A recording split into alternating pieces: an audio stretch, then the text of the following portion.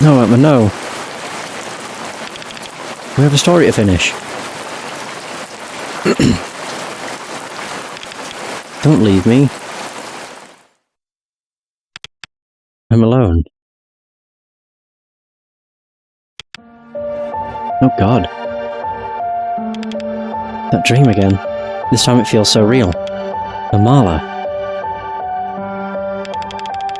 This looks like the room from Namala's space dive in my dream. But this time the flowers are withered. Maybe it's not a dream. Let's find Raya. She must be around here somewhere.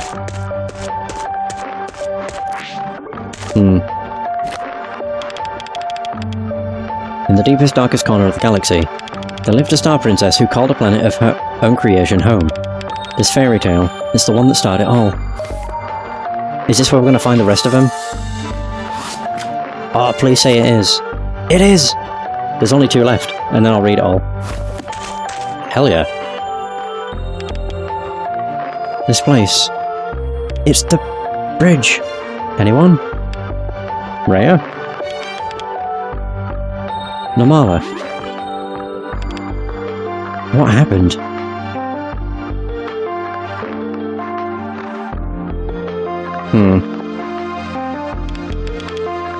They're glitching? Should I do something to them? Oh.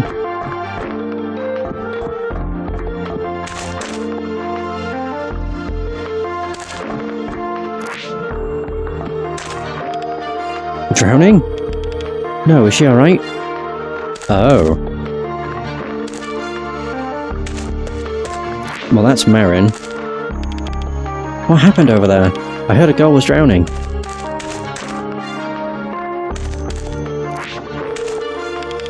More trouble from that brat. I'll beat some sense into her. That's her dad. And this is Marin. Not Marin, this is Namala. Where's Atma? Did you get him? Didn't you see? There was a high school student, a boy. He fell in trying to help me. What do you mean you can't find him? Please, help him.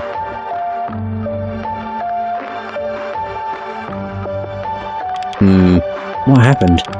A kid fell in the river, apparently. Namala, what happened? Baby, you okay? Talk to mommy, darling. You idiot. Dear, please. Why can't you just go out of school and come home like a normal kid? Is causing trouble the only thing you're good for? Atma. What is it, dear? Stop whining. And you, quit playing along with it. Can't you even keep your own daughter safe? Someone, please, save Atma. You're useless as a wife. Now you're going to be useless as a mother to my child, too. Whoa, God. Atma. Atma?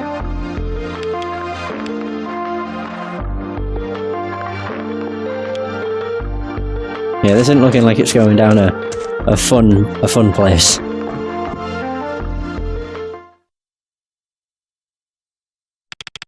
There's nothing here. Hello? Huh? What's that? It's a TV!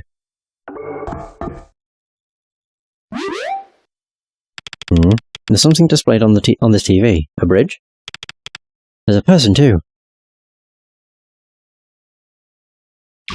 Why, it's Namala. I can't take it anymore. Everything's a mess. I'm a mess. I hate you. Whoa! What?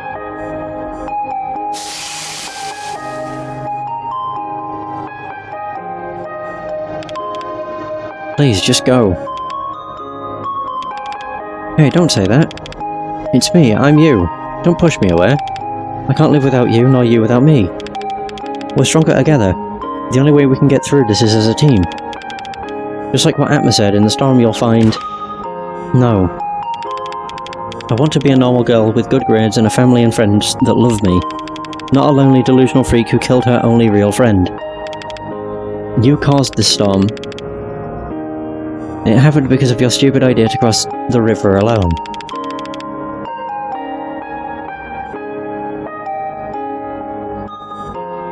It happened because you tried to involve him in writing your pointless story. Atma drowned because of you. Fuck! I don't need you.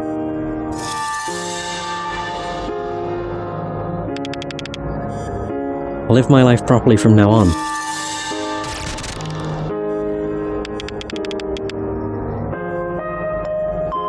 No, don't. You're hurting yourself. I don't want you to be hurt. Bullshit. Whoa! Language.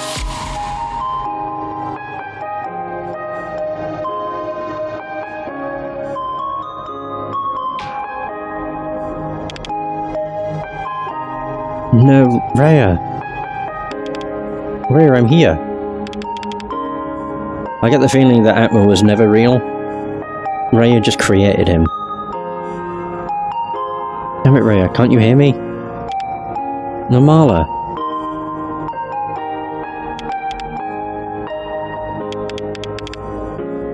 Then what I don't understand is how the hell Lulu and all those know about him. Raya, come on, Raya. Whoa.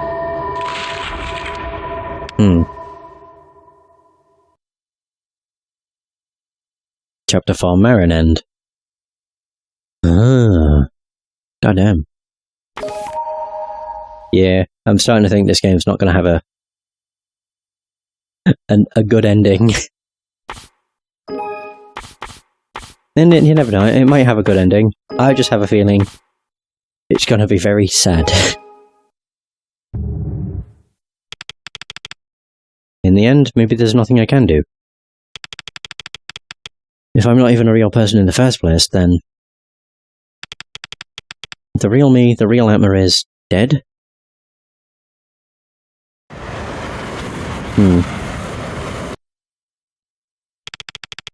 What am I even doing here?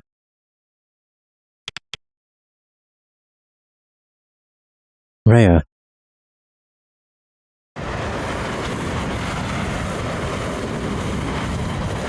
Oh.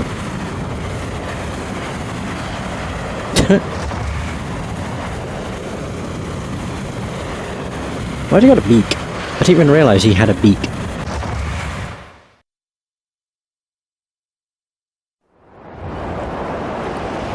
Oh, we actually get to see you fully. Like, what? Bosk, you saved me? Yes. Despite your outstanding ineptitude, you made it this far. And for that, I salute you. Bosk, are you really the same Bosk I met before? Who are you? Or rather, what are you?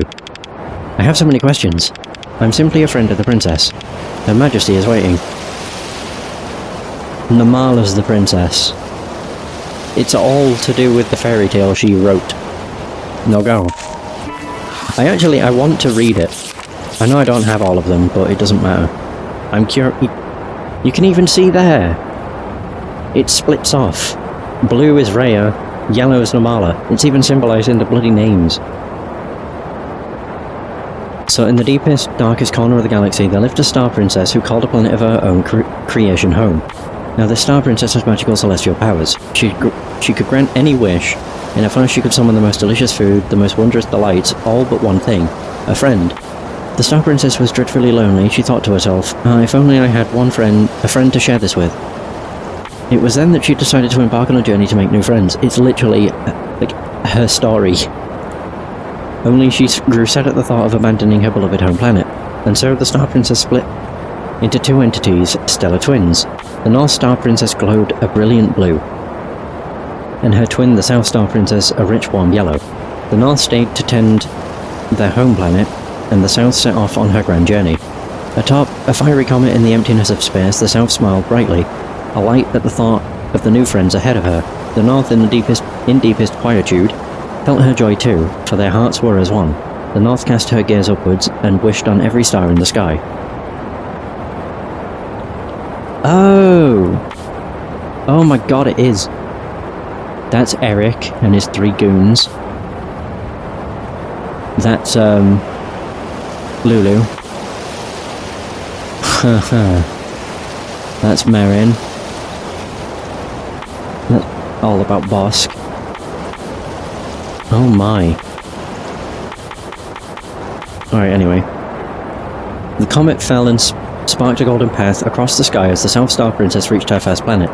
Not long after landing, she met a timid, cowering puppy. He whimpered and cried, afraid of his larger, rougher brethren. "Oh, you poor creature, I can feel that deep down you have a heart of gold," said the South. Promising the puppy her friendship, she waved her wand and cast a miracle, giving the puppy a magic hero sword to imbue him with the strength and courage to defend himself. Suddenly the puppy began to transform before the South's eyes. Where once there had been a cowering puppy, there now stood an arrogant were-dog. The princess's power was distorted and the were-dog lashed out at all that stood in his way, even her. "I must leave this place, that were-dog is too dangerous." She rushed to the comet and began to leave the planet, all the while casting terrified glances over her shoulder. As she rose into the heavens, the South tried her best to swallow her fear. Far from her in body and thought, the North sat with the feeling alone. With hope still strong in the princess's heart, the comet began to fall for a second time, and she arrived at her second planet. She was greeted by a lost Signet who, lacking in some of the grace and wit of the other swan chicks, had been abandoned by her herd. "Oh my, you poor thing. How beautiful you are." Promising her friendship, the South waved her wand and brought about a miracle, bestowing upon a Signet a crown to grant her charisma.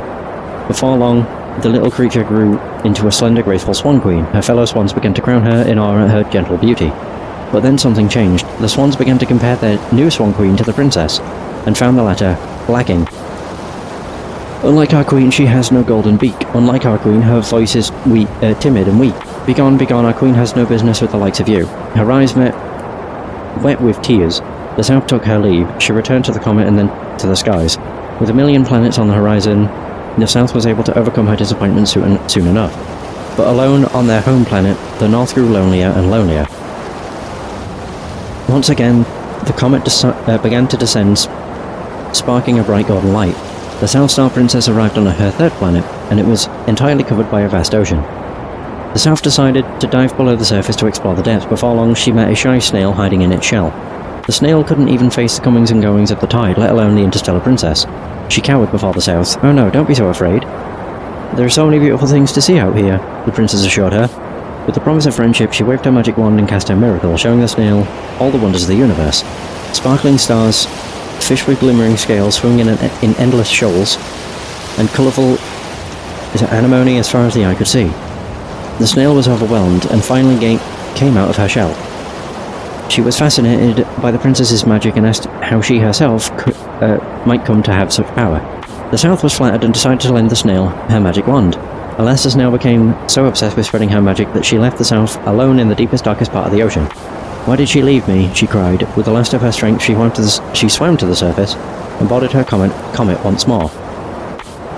As the surface faded from view, the South held back tears, of joy for having made friends with her magic, and of sadness for having lost them. The North, though, was adrift in an ocean of her own, and her tears fell unnoticed. Again the comet began to fall with its bright golden light. The South Star Princess arrived on her final planet. It was dark, a desolate desert. Foul winds grazed her cheeks, and the only light came from within her own body. Apparently there was life on this planet, though a single stray cat, who witnessed the South's descent and was amazed by her glowing presence. It introduced itself, and the South smiled wearily. She asked if the stray had a wish that needed granting, for she had but one left to give. The cat grinned and explained to the princess, "I've lived my whole life alone and thought I would die alone, too. But then Mew came. It's a miracle. I don't need anything else. Having Mew here is enough."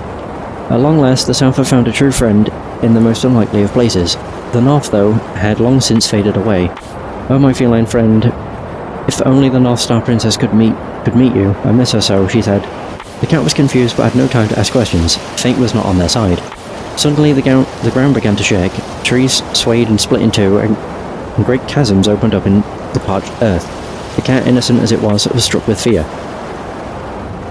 The South, though, knew exactly what was happening. The cat's world was crumbling and the planet was beyond repair. It was time. The world had ended. The whole planet would crumble into dust. The South could do nothing to stop it. "Let's go, princess. We aren't safe here," said the cat. But the South couldn't move. Her power was depleting and she knew her time was ending. All she had left was a single miracle. She looked deep into her friend's eyes, and what she saw told her all she needed to know. It was a cold night. The South Star Princess was weak and the cat was worried. "Meow, princess. Mew looks sick. Are Mew okay?" the cat meowed. The princess looked up at the night sky and thought, "It's time to say goodbye, to leave the world behind." She said, "I have something for you, my dearest friend. A parting gift. I'll show you my last miracle." Something shone bright on the palm of her hand. It was the miracle. The cat was too stunned to speak, and simply began to cry. "Oh, Meow, princess, please, don't. I can't let Mew go," the cat meowed. The South gave a weary smile. Everyone wanted my miracles, but you're the only one who stayed by my side. Thank you for being my friend. The night was warm and bright. The glowing South Star turned into stardust and was scattered to the skies above, but her light stayed within a pretty yellow flower, left behind and alone. The cat curled its body around it. Suddenly it was bathed in yellow light. In the blink of an eye, the ordinary cat was turned into a large regal feline, with enormous wings sprouting from its back. The South's final miracle was giving her friend a way to escape the dying planet. As it flew up to the heavens, the planet disintegrated behind it, mourning the loss of a friend and a home. The cat could do nothing but cry. The yellow flower gripped tightly in its paws began to pulse, in harmony with the distant blue star. You miss her, of course. Let's go then. Right meow, to the north. And so the cat flapped its wings and began a new adventure. The cat cut through the skies effortlessly, passing by planets and stars alike. After some time he grew tired and decided to rest on an unassuming planet. There it met an old frog sitting on and eating cookies beside his bike. The two creatures greeted one another and they sat together to rest. The frog told the cat that he had spent so long searching for this bicycle for his son that he'd forgotten the way home. Houses are built and knocked down and the streets never stayed the same for long. I can't recognise anything, he croaked. At that, the yellow flower in the cat's paw began to glow, illuminating a path to the house at the foot of the mountain. The frog leaped with joy. My house! My house! It was here all along! They finished their snacks and parted ways with a promise that the cat would be showered in sweet treats should he ever return. With his wings lighter and more powerful than before, the cat turned to the sky and continued his journey. A few galaxies down the line, the cat once again grew tired and stopped to rest his weary wings. On landing, he heard a gentle piano melody and set out to find the source. Following his ears, he came to a small stage in the middle of a garden. Playing the piano was a tall giraffe, her brow furrowed in deep concentration. After a few verses, she looked up and was surprised to see a winged cat watching her. She invited him to play along with her, so he took up an instrument from the stage and began to accompany the melody. The giraffe explained that it had always been her dream to play in a great ensemble, but nobody ever wanted to join her. Hearing the sincerity of her wish, the yellow flower began to glow, illuminating the entire stage with a golden light. So bright was this light that it caught the attention of the entire town. Before long, other creatures began to arrive, keen to play music with the giraffe. The sounds of a dizzying array of instruments rang out around the garden, violin, drums, tambourines, and more. The lady giraffe was over the moon, her dream had come true. But all songs must end, including this one. The cat had rested and was ready to take flight once more. Bidding the giraffe and her new companions farewell, the cat's wings beat faster and faster, until it soared into the skies, one step closer to the big blue star. The cat's adventures were not always filled with tunes and treats. Further on its journey, it was hit by a passing asteroid, and had to make an emergency landing on the closest planet. Luckily, it seemed to be a safe and calm place. The cat lay down to rest and recover. One of its wings was badly wounded, putting the entire journey in jeopardy. A tiger fighter passed by and offered to tend to the cat's wounds. Don't worry, kitten. I've had much worse and I'm still kicking. The cat noticed that the tiger was covered in scars and asked how he had come to have them. The tiger explained that he was a martial artist and had been injured in the pursuit of wisdom and skill. The cat was amazed. How did Mew find the strength to keep going? He asked. The tiger answered. I never miss a meal. Apparently the secret to endurance was regular rest, food and good company. The two felines split a meal and before long the cat began to feel his strength returning. Exactly as the tiger had said. Before long he began to long to return to the skies, and so he bid his tiger companion farewell and took his leave. The cat soared through space in awe at the sheer size of the universe. All seemed well until the yellow flower. It was gone. In utter panic, he stopped to search for it and noticed a faint golden light fading on the surface of the planet he had just passed by. Though it was dark on the planet's surface, the cat couldn't find any trace of the glowing flower. A nearby turtle called out and told him that while he was watching the night sky, something like a shooting star had fallen at the centre of a nearby lake. They set off for the lake together, and the turtle explained that he was a star collector, at least he had been, until his vision got worse and made it impossible to count and record them. As he drew closer to the lake, the flower began to glow brighter and brighter, before at last the cat was reunited with it. At that moment, the turtle cried out in surprise, not sunrise.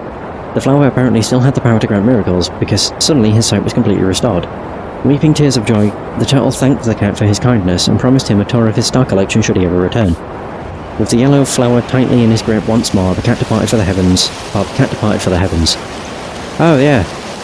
It had been a very long time indeed since the cat had set off on his journey through space, but he was still hopeful that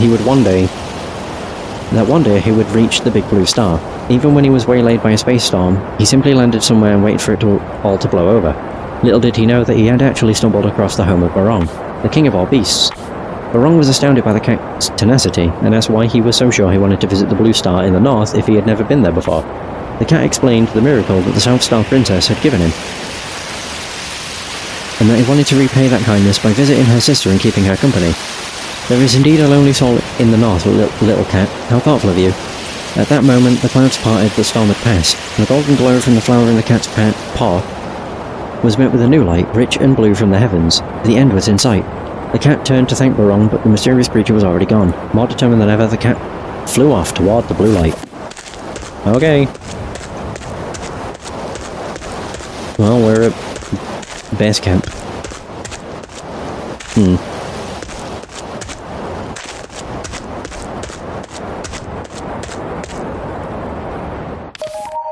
Atma! You came. Please, sit with me. I need a friend. You, Namala. And there's Bosk. Why are you standing still? Her Majesty demands your company. No, I'm still... You still do not know what to make of us. That's fair enough. Do you, in return, know what to make of yourself? What you really are? A specimen unbound by the laws of reality, who cannot perish in this realm. You who seems to always be the only one left in the dark. If you want answers, then you need to come closer.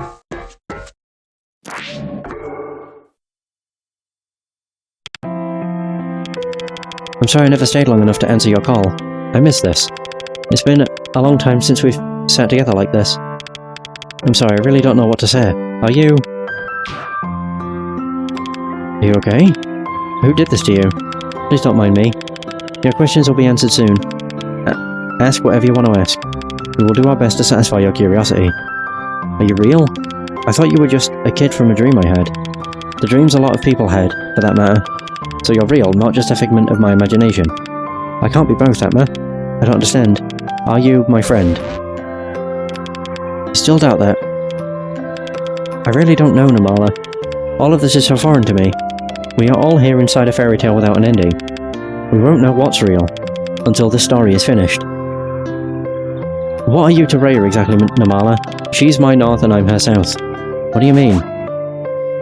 Two sides of the same coin. Once upon a time... Oh no. Is this a fairy tale again? You liked it before. I still do, but... Never mind, go ahead. In the deepest, darkest corner of the galaxy, there lived a star princess who called a planet of her own creation home. Now the star princess had magical celestial powers. She could grant any wish. In a flash, she could summon the most delicious food, the most wondrous delights. All but one thing, a friend. The star princess was dreadfully lonely.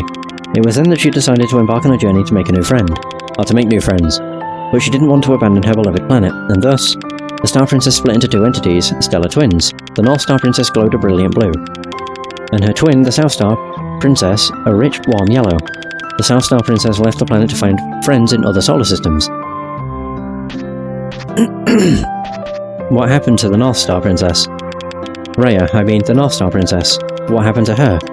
The North, in deepest quietude, felt the same pain and loneliness as the South, or their hearts were as one.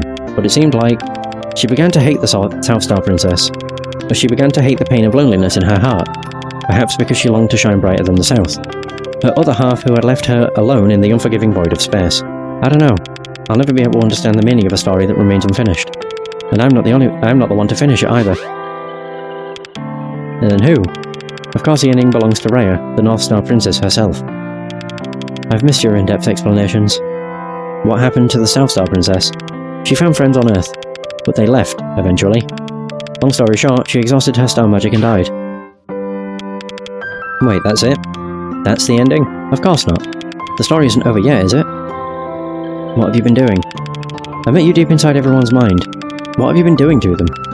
Ah, you mean turning Eric, Lulu and Marin into... Sometimes you have to crack some eggs to make an omelette. I knew what I was doing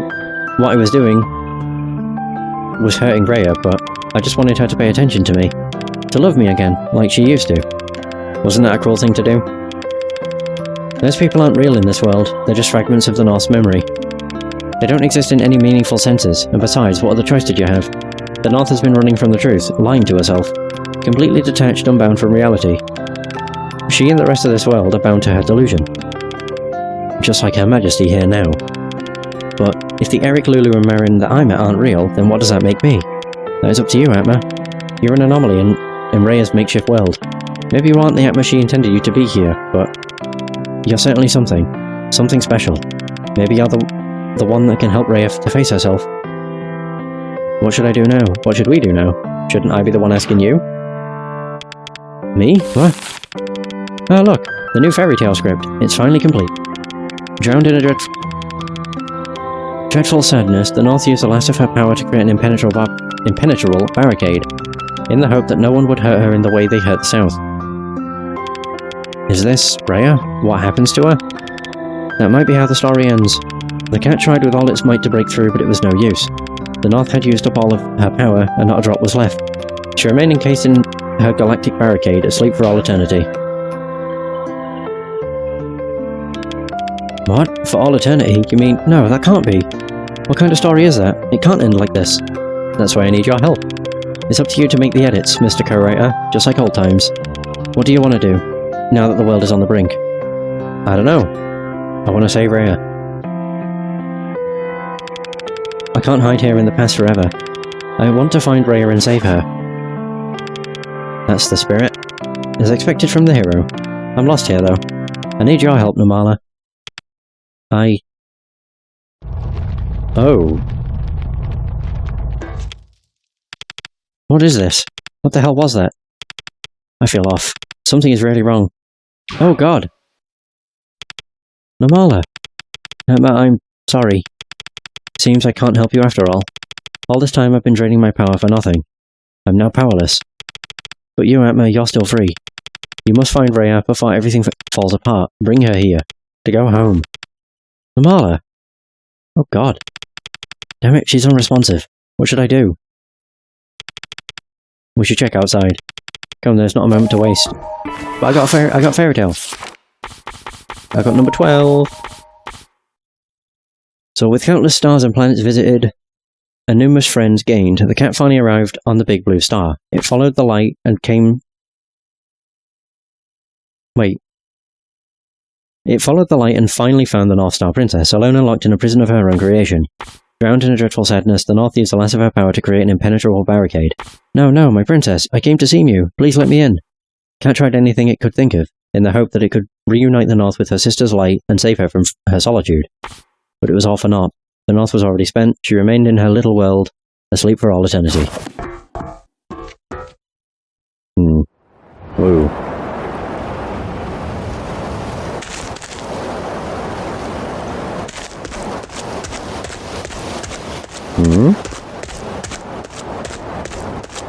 Where the hell are we? Oh. I need to find a rift. Oh, here. Oh no, it's the bridge.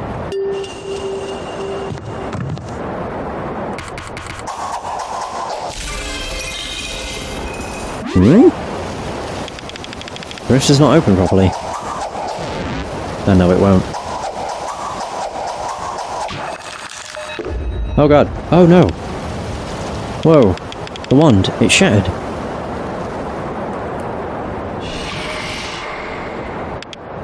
Bosk. Don't just stand there, boy. Help me. On it. Oh. Okay. Crap. Oh, it's tough. Keep trying, Atma. God damn it. Hey! Oh, shoot. What? Alright, one. There we go. Hooray! The fate of the North and the South is closely bound. If you want to save them, you'll have to hurry. Enter the rift and find the North. What about you? I have my own business to attend to. You look troubled. What is it? I still don't fully understand what I am in this world. The nature of reality, and Raya and Namala. It feels like I don't know them, and I don't know myself either. You need to understand how powerful you are. You say that, but I'm just a normal guy. The magic wand is broken now. I don't even have control over the red magic book. Oh, Atma. What is it? What of everyone? You're the only person that isn't bound by this world of illusions. Nor are you dependent on its miracles. I have no doubt that you're on the path to realizing your potential, but you must keep moving forward. Strive to endure. That's pretty solid advice for a cat. I'm not just a cat. Besides, I was simply repeating something that was once said to me. Now go. Don't waste any more time. Take care of Namala for me. I promise the South is safe with me. When the time comes, I will come to help you. I think I've got everything, though. Certainly do. I kind of want to check my bucket list. Did you hear? She fell asleep during the national exam, mumbling about her imaginary friend again. What a freak. She went on and on about it when I asked too. She thought I was really interested in her cuckoo fantasy. So freaky. Yesterday she... No way, she really? Yeah, so what happened was... Atma, that voice. Oh. Oh god. Hey, we're at the desk. In the shattered school. Huh? Why here? Raya must be somewhere in this realm. I need to find her.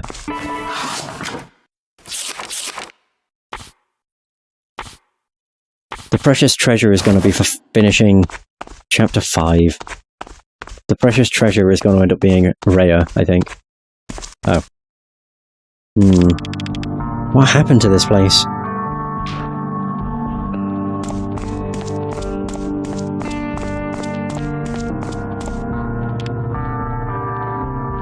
You. Admiral! Admiral? You filthy turncoat, you're just like those dumb kids after all. What could Raya have done to make you turn on her like this? What? I didn't. I'm trying to help her, to bring her home. Raya doesn't need saving. This is where she wants to be. Haven't you ever actually listened to her? She doesn't want to go home. How could she? She wants to be happy. What right do you have to tell her any different? She isn't well. You're just like the rest of them. Judging her for being different, treating her like a helpless child. She never gets what she wants, ever. Here she's safe and surrounded by everything she needs. If you really love her, if you really want to make her happy, you should do what she wants. You've been given a role, sit tight and play it.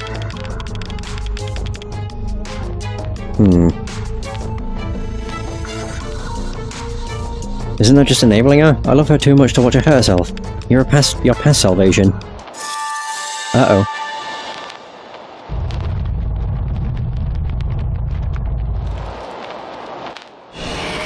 Whoa! You have an